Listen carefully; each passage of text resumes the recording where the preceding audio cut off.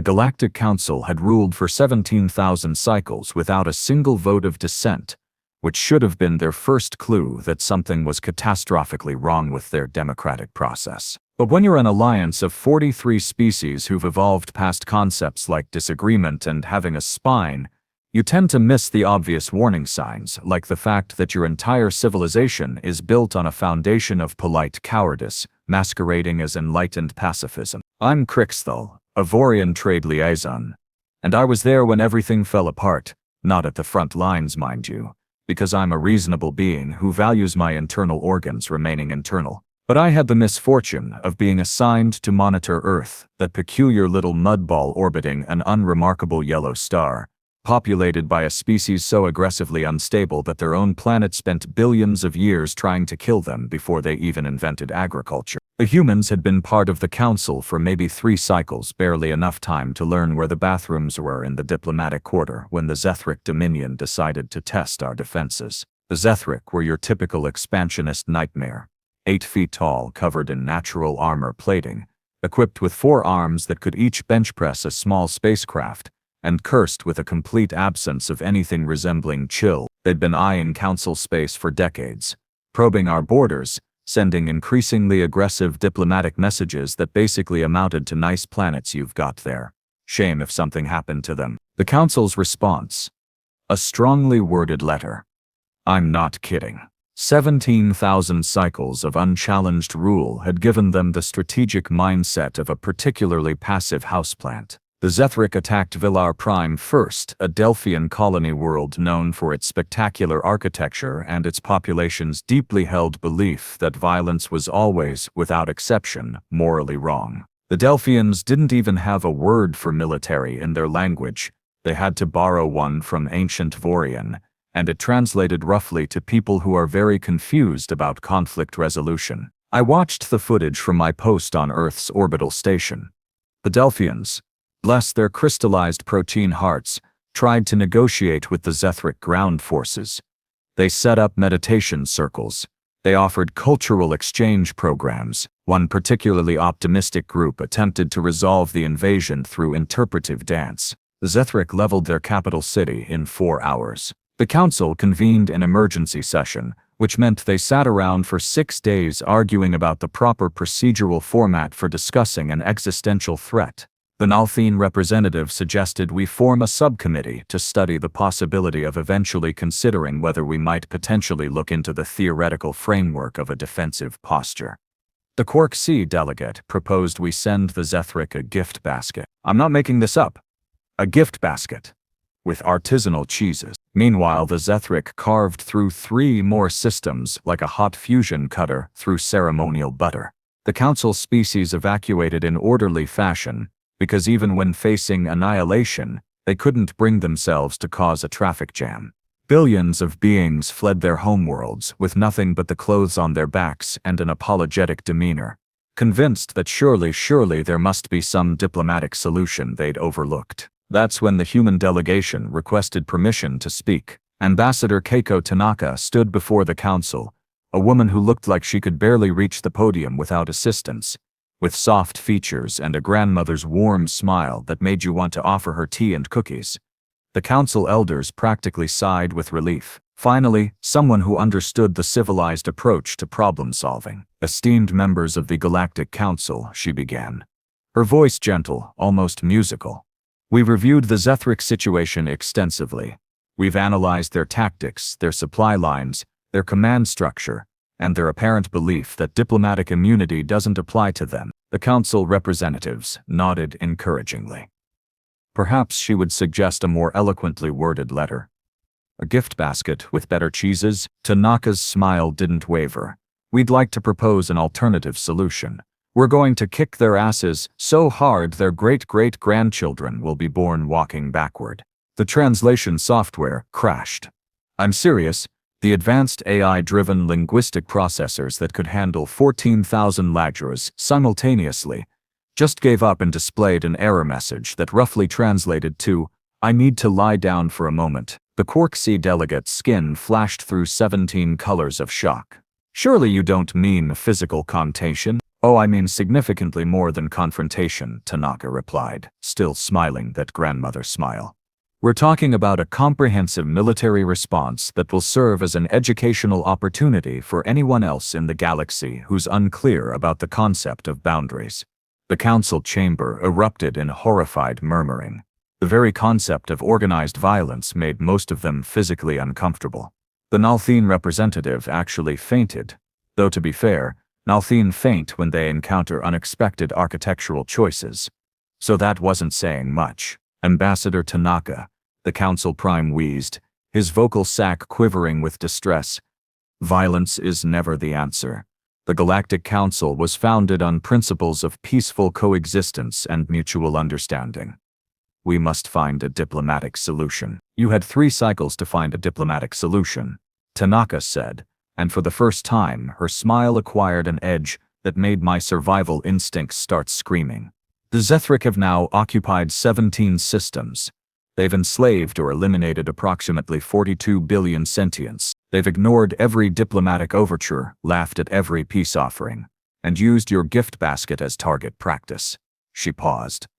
Well, after they ate the cheese was apparently quite good, but surely— No, Tanaka interrupted, and the word had the finality of a fusion reactor shutting down. Here's what's going to happen. Earth is invoking Article 73 of the Council Charter.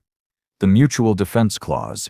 We're going to deploy our military assets to halt the Zethrik advance. You can either authorize this action, or you can explain to your constituents why you chose procedural purity over their survival. I'd read Earth's admission documents. I'd reviewed their military assessments.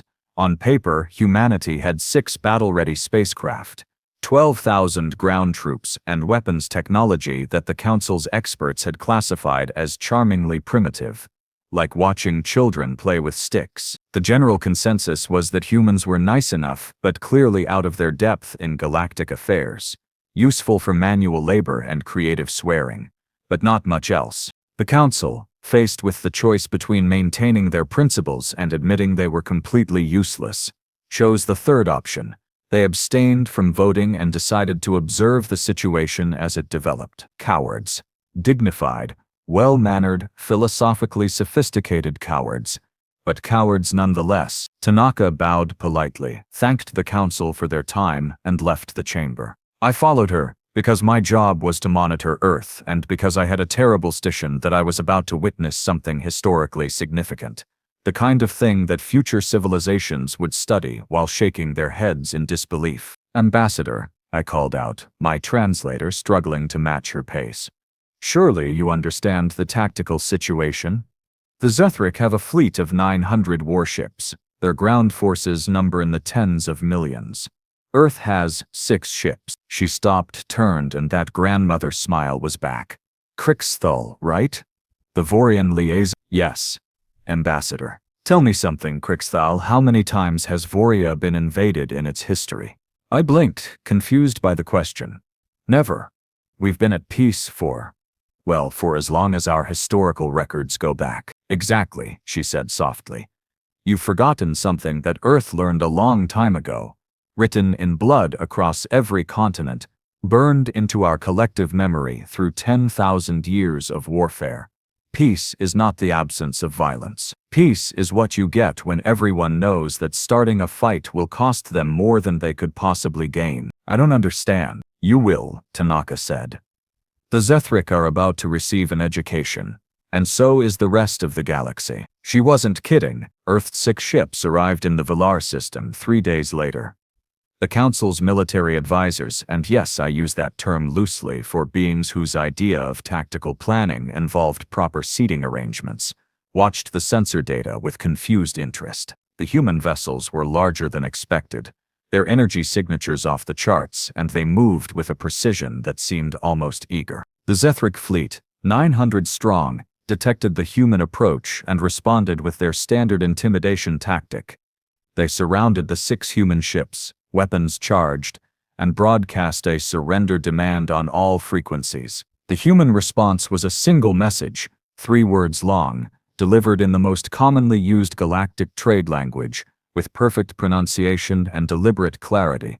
Come and try. What happened next violated approximately 37 treaties regarding acceptable combat practices, 6 laws of physics that the Council had previously considered immutable, and every single expectation about what warfare was supposed to look like. The lead human ship designated the UNS Indomitable because humans apparently named their weapons with the subtlety of an exploding star, opened fire with what their tactical database cheerfully classified as kinetic projectiles. The Council observers assumed this meant primitive ballistic weapons, the kind of thing you'd find in a museum next to stone knives and animal pelts. They were technically correct.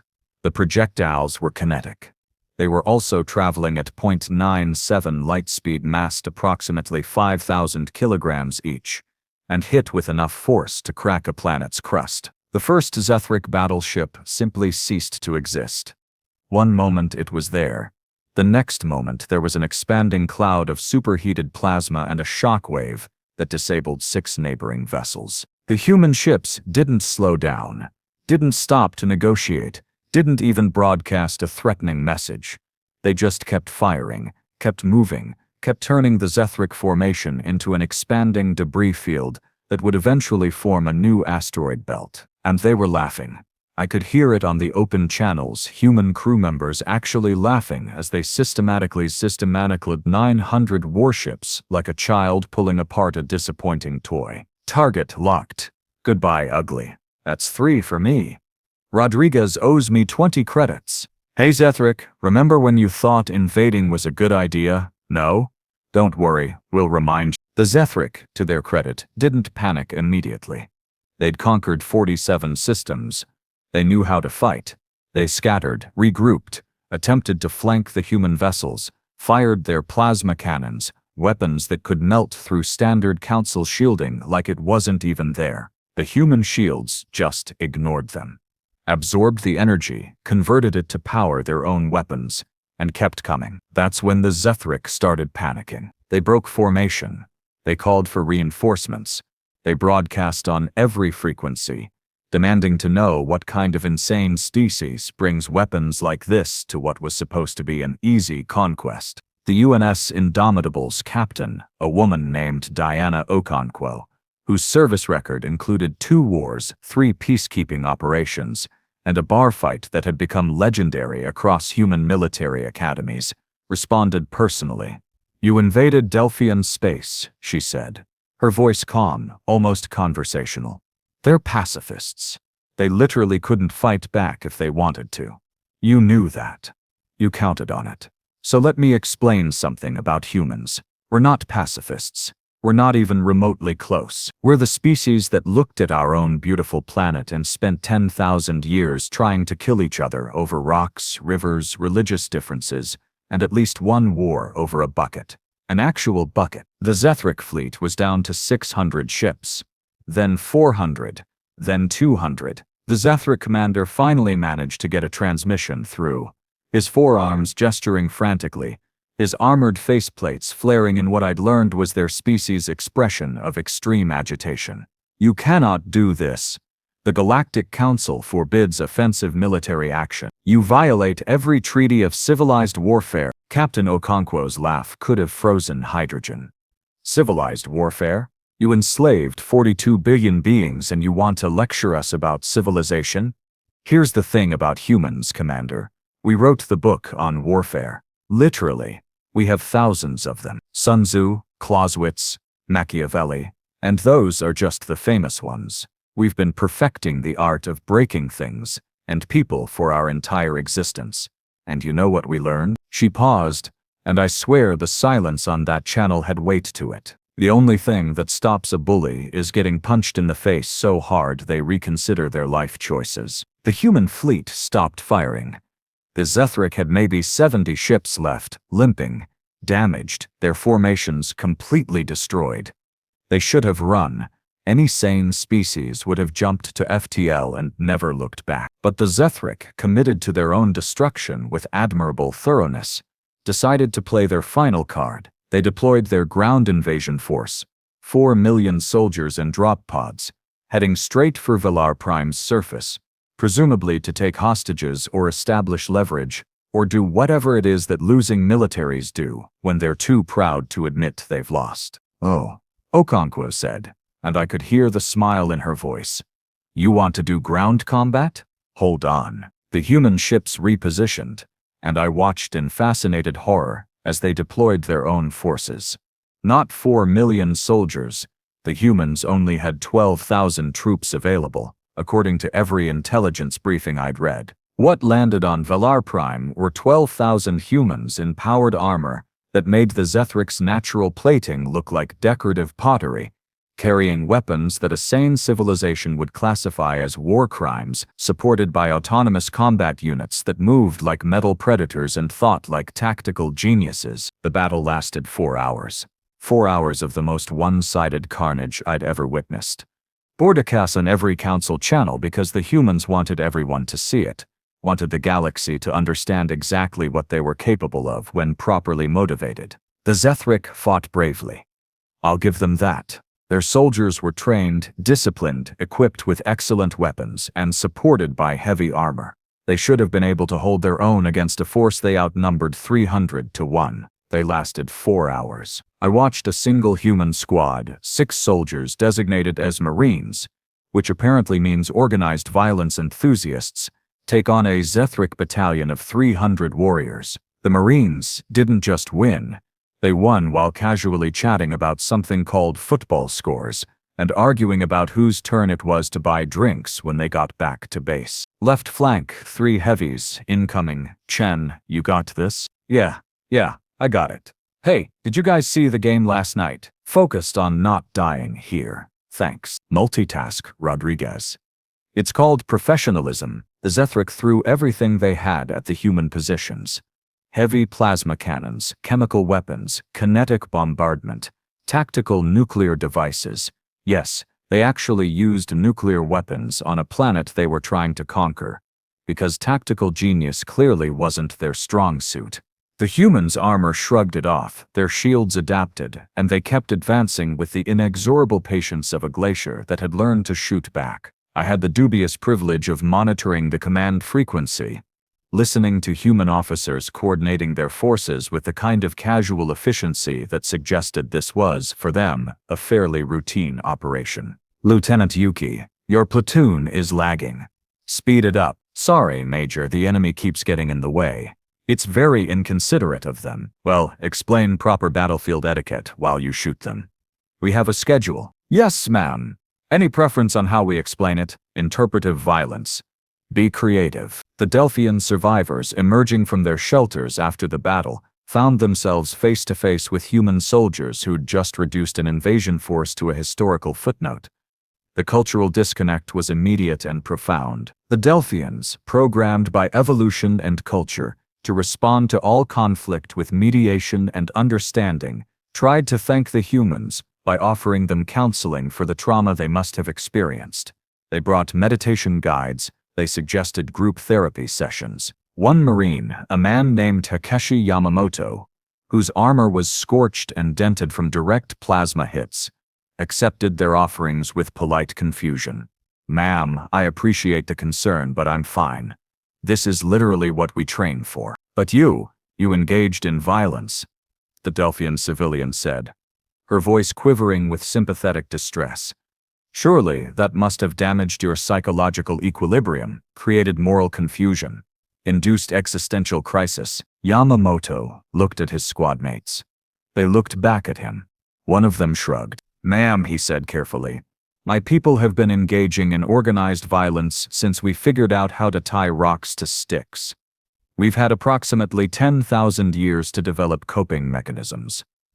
We'll be okay. The Delphian looked like she wanted to argue, but a Zethrik combat unit chose that moment to make one last desperate assault on the position. The humans eliminated the threat in approximately 12 seconds, then returned to the conversation as if nothing had happened. As I was saying, Yamamoto continued, we appreciate the concern, but we're good. Maybe focus on rebuilding your infrastructure. We'll handle the cleanup. Back in orbit, the remnants of the Zethrik fleet attempted one final gambit. They broadcast a galaxy-wide message declaring that humanity was a dangerous, aggressive species that threatened the peace and stability of civilized space. They demanded the Galactic Council intervene, impose sanctions, force Earth to stand down. Ambassador Tanaka responded to the council chamber personally, her image broadcast to every world in council space. That grandmother's smile was still there, but now it had edges sharp enough to cut through starship hulls. The Zethrik Dominion has spent the last 3 cycles invading peaceful worlds, enslaving billions, and ignoring every diplomatic overture from the council, she said. Her voice conversational, almost friendly. They violated 47 treaties, committed countless atrocities, and somehow convinced themselves that this was acceptable behavior. And when they finally encountered resistance, when someone finally said no and backed it up with force, they want to cry foul. They want protection from the very institution they've been attacking. She paused, letting that sink in. Here's what Earth proposes. The Zethrik withdraw from every system they've occupied. They pay reparations to every species they've harmed. They submit to monitoring to ensure they never do this again. And in exchange, we won't reduce their homeworld to its component atoms. The council chamber erupted in shocked gasps and frantic diplomatic protests. The Nalthene representative, who'd recovered from his earlier fainting spell, stood shakily. Ambassador Tanaka, you cannot threaten an entire civilization with extinction. That violates every principle of every principle you failed to defend when the Zethrik were doing the invading. Tanaka interrupted. Her smile finally disappeared. You want to talk about principles? Fine. Let's talk about the principle of collective security. The idea that when one member of the council is attacked, all members respond. You failed. You abstained. You formed subcommittees while people died. She stepped forward and, despite being light years away, every council member leaned back. Earth didn't want this fight, she said quietly. We're new here. We were happy junior members, to learn from more experienced civilizations, to contribute what we could to galactic society. But you taught us something valuable. This council doesn't defend its members. It doesn't stand up to bullies. It doesn't do anything except talk and hope that someone else solves the problem. That's not fair, the council prime protested weakly. No, Tanaka agreed. It's not fair, it's also accurate. So here's the new arrangement. Earth will maintain a defensive fleet. We will respond to threats against council members. We will do the job you've been avoiding for 17,000 cycles. And you will fund it, support it, and shut up about the methods we use. Because the alternative is going back to strongly worded letters and gift baskets while civilizations burn. The silence in the chamber was absolute. The Zethrik accepted Earth's terms within 6 hours. Their commander signed the surrender documents while surrounded by human marines who kept making casual comments about how nice the Zethrik homeworld looked from orbit, and wouldn't it be a shame if something happened to it.